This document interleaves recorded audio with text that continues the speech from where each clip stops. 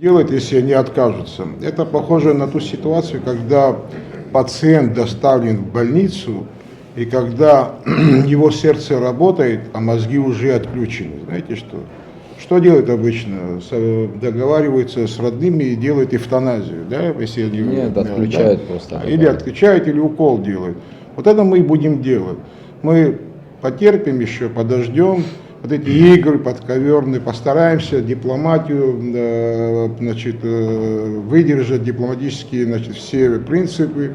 Но если не поймут, мы готовы на радикальные меры тоже, потому что это касается непосредственно быть или не быть абхазскому этносу вообще.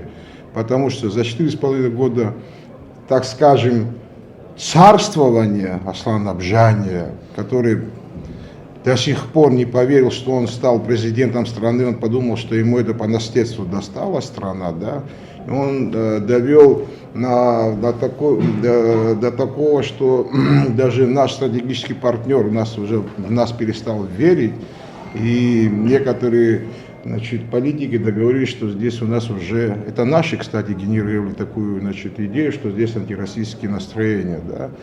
И вообще на такой уровень опустил отношения, абхазо-российские отношения, что в ближайшее время, после выборов, кто бы ни стал уже президентом, будет очень тяжело восстанавливать то доверие, которое он подорвал.